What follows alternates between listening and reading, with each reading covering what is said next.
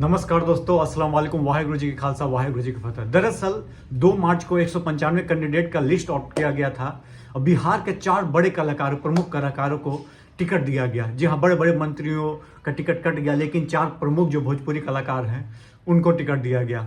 चाहे वो पवन सिंह हो, मनोज तिवारी हो, रवि किशन हो, निरहुआ हो, भोजपुरी के बड़े नामों में से, दिग्गज में से एक थे। दरअसल हम बात करने जा रहे हैं पवन सिंह को बीजेपी ने धोखा दिया या बीजेपी ने खेला कर दिया, बात इस पे होने जा रही है।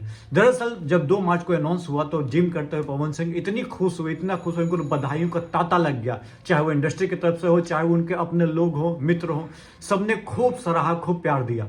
लेकिन ऐसा क्या हुआ रातों रात कि भाई यूं जज्बात बदल दिए, यूं हालात बदल गए। क्या हुआ कि रात भर में ऐसा क्या हो गया, जहां पे वो इंटरव्यू में खुश हो रहे थे, लग रहा था जीत गए हो आसनसोल से, उनको मन चाहिए सीट मिल गया हो, लेकिन रात में यूं जज्बात बदल गए रात भर में कि भाई उनको विड्रॉ करना पड़ा अपना टिकट लोकसभा क्षेत्र पे। ट्विटर पे, एक्स पे जाके ट्वीट किया। उसके बाद जेपी नड्डा को बोले कि हमको वहां से चुनाव नहीं लड़ना है, कोई पर्सनल रीजन है। पर्सनल रीजन है या रीजन बनाया गया है, इस तरह से मैं बताता हूँ हुआ क्या।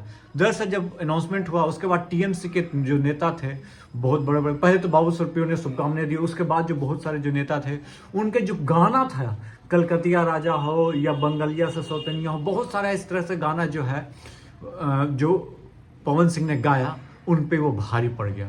उनको कहा जा रहा है कि ये नारियों का अपमान है, जिससे दिक्कत क्या हो रही थी बीजेपी को। दिक्कत क्या हो रही थी बीजेपी को कि यदि पवन सिंह को हम आसनसोल से लड़ाते हैं तो हमको जो 30-35 का टारगेट हमने जो सेट करके रखा है, और बंगाल में नारी शक्ति बहुत, मतलब नारी को एक अलग लेवल पे पूजा जाता है, एक अलग लेवल उनका क्या बोलते हैं पकड़ है।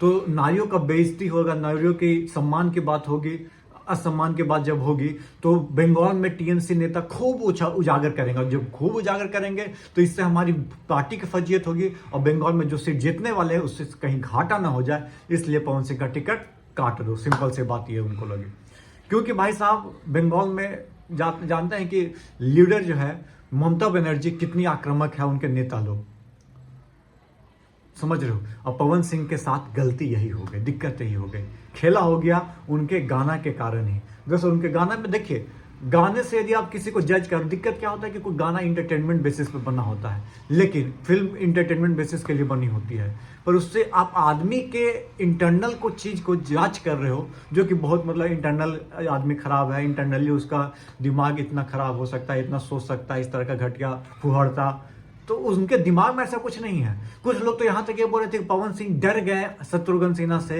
या पवन सिंह डर गए टीएमसी से, लड़ना नहीं चाहते थे।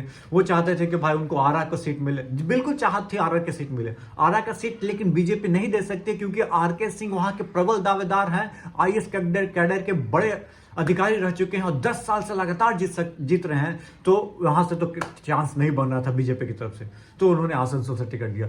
दूसरी खबर ये आ रही थी कि रात को 12-1 बजे तक बड़े नेता, अपोजिशन के बड़े नेता का फोन आया, चाहे वो तेज प्रताप का नाम आता है, कोई भी बड़े नेता जो कांग्रेस के हो, चाहे बीजेपी आरजेडी के हो, उनके नेता का फोन आया, बोला कि ये तूने क्या गलती कर रहे हो।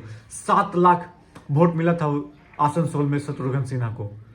हाँ, उसके पहले भला कि बाबुल सुप्रियो दोनों बीजेपी के टिकट से बार जीत चुके हैं, लेकिन जब बाई इलेक्शन हुआ तो बाबुल सुप्रियो पहले तो टीएमसी में चल गया और शत्रुघ्न सिन्हा आया तो 6 लाख की जगह 7 लाख, 1 लाख वोट इंक्रीज हो गया टीएमसी के नेता को। तो उनके खिलाफ लड़के अपना जमानत बचा पाओगे कि नहीं बचा पाओगे, ये भी दिक्कत हो जाएगी, इसके लिए लाले पड़ जाएंगे।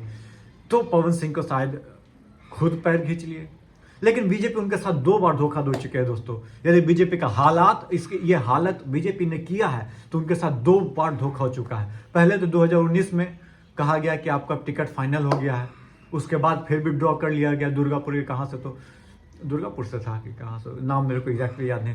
फिर इस बार भी वही हुआ कि आपने टिकट पूरा अनाउंस भी कर दिया।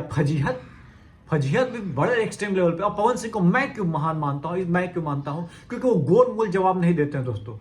पॉलिटिक्स में गोल मोल जवाब देने वाले ही टिकते हैं, दिक्कत यही है। क्योंकि उनसे पूछाएगा विकास के बारे में बताइए तो उनका वीडियो खूब वायरल हो जाता है। विकास के बारे में मत पूछिए हमसे, सिंगिंग के बारे में बात, या विकास के बारे में बात मत कीजिए हमसे, इसी से बात कीजिए। तो भाई किसी को नहीं नॉलेज है, वो इकट्ठा करेगा, धीरे धीरे नेता बनेगा, धीरे धीरे अपने नॉलेज को इनहेंस करेगा। इसमें दिक्कत क्या है, उनने एक्सेप्ट कर लिया कि विकास के बारे में नहीं पूछे तो नेता गलत हो गए। ये कहाँ का नियम है दोस्तों।